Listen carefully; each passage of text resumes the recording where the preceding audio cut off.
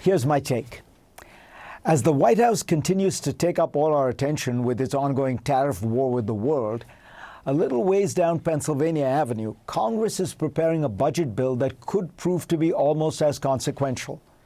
If it renews Trump's 2017 tax cuts and enacts all his newly proposed ones and does not cut spending, they will add up to $9 trillion to the national debt over 10 years, according to the nonpartisan Peter G. Peterson Foundation. At that point, America would likely be running among its largest deficits as a percent of GDP in history, and that's in peacetime with no pandemic. At the same time, Washington is raising tariffs on almost all its imports. We may have the makings of a perfect storm in the global economy. That's what Kenneth Rogoff, a famous Harvard economist, worries about. One of his past books presciently warned about the dangers of a financial crisis. It was published in 2009 while the global financial crisis was unfolding, but of course was researched and written well before it. His new book, Our Dollar, Your Problem, worries that we are jeopardizing the dollar's pivotal role in the global economy. That should matter to all Americans because we benefit enormously from what has been described as the exorbitant privilege of having the world's reserve currency. Rogoff explained to me that it allows us to borrow more cheaply, whether it's mortgages, car loans, or credit card debt.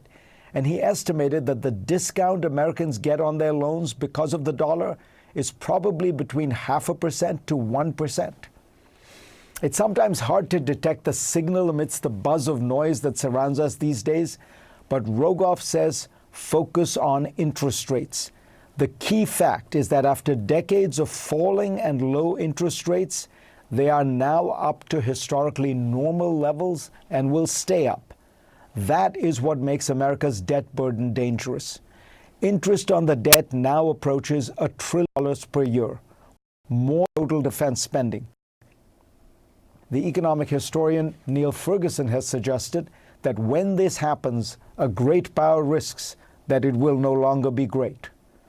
Rogoff predicts an economic storm, and that it will be a good bit sooner because of Trump's economic policies.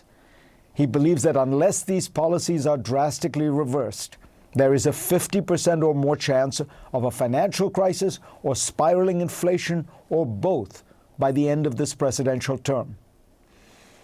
Some of the pressures we face are because of events outside America's control.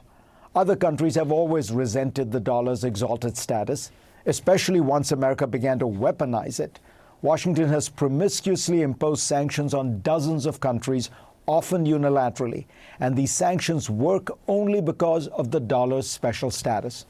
The Europeans, the Chinese, the Russians, and mostly every large country is quietly making efforts to wean themselves off their dependence on the dollar. It's a slow process, but it is moving in only one direction, away from the dollar. And while there's no single substitute for America's currency, Rogoff believes that the dollar will lose share to a basket of other currencies as well as alternatives like Bitcoin. This is not all about Trump. Rogoff argues that there has been a bipartisan recklessness in America's fiscal policy for decades, with Republicans cutting taxes and Democrats spending, both without restraint. It is worth noting, however, that the math is clear. Tax cuts are responsible for the vast majority of the increase in the debt-to-GDP ratio over the last 25 years. He is also profoundly worried that the Federal Reserve's independence is being compromised both from the right and from the left. Though it's worth noting that Trump is the first president to routinely attack the Fed, threaten to fire its chair, and challenge the legality of independent institutions like it in court. Rogoff told me much of the dollar's role comes from our reputation for good, stable, predictable policy, from the Fed's independence from political pressures, from our trustworthiness as the world's superpower. You can't trash all that and expect the dollar to be unaffected. There are solutions, of course, but none are painless. Doge has been an abject failure. Of the $165 billion it claims to have saved, estimates of its actual verifiable savings are around $65 billion, and even that might be an exaggeration. Anyway, that is 3% or less of the $2 trillion Elon Musk confidently predicted he would cut from the federal budget. That leaves us where we always were. The path to reducing the deficit is to cut the big programs like Medicare, Social Security, and defense, and also to raise taxes. We are on track to do the opposite, enact huge tax cuts and jack up defense spending by, if Trump's proposal is accepted, a whopping 13%. Rogoff says we have been smart and lucky for the past few decades, which has allowed us to run up deficits with no visible costs.